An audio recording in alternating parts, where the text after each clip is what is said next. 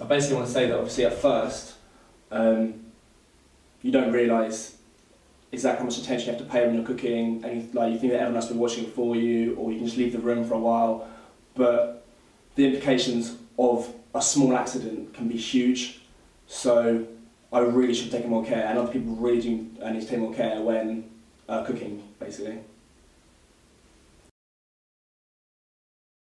Well, I'd been out the night before, and I'd slept obviously, and then I got up to make some lunch, and I was literally cooking like a pan of rice in the kitchen, and I had a really bad headache from the night before, and it was more of like a migraine than a headache. Like, it felt really bad, so I went to my room for some paracetamol, ended up lying down, completely forgot about the fact that I was cooking, and then I actually fell asleep.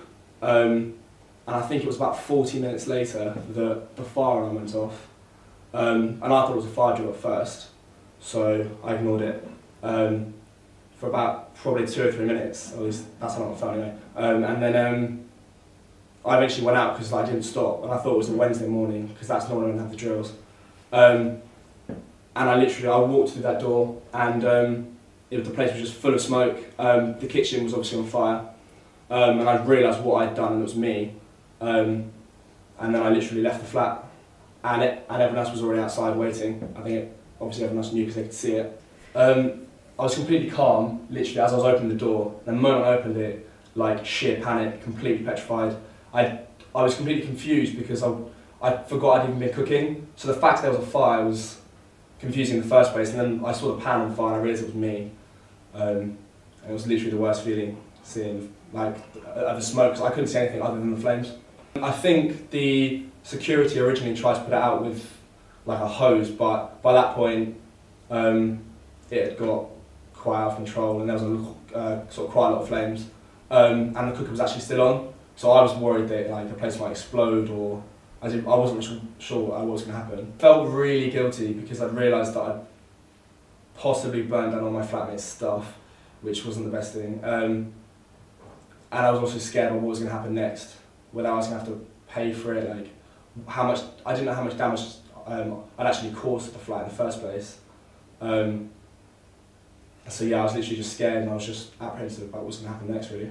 Up to 5,000 is covered by student insurance, which is what we get when we come to university and we sign up to the contract.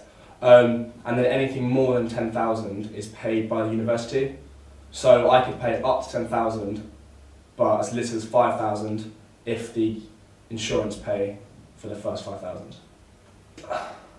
I was really conscious when I was cooking, straight afterwards. I couldn't even cook pasta without literally leaving the kitchen for 2 minutes. And even when I was there, I was scared that I was going to set fire to something, because obviously once you've done it once, you can't do it again, because then it's like you're almost doing it, people think you're doing it on purpose or something.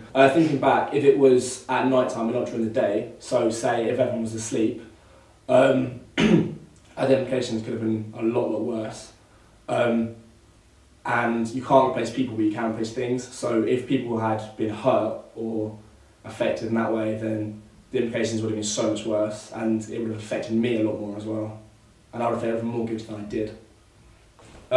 I'd just like to finish by saying that I was extremely fortunate with what happened to me, but small acts can have huge consequences, and not everyone can be as lucky as I was, in that nobody was hurt. And I should have taken so much more care when I was cooking, and I just want everyone else to take more care when they're cooking as well.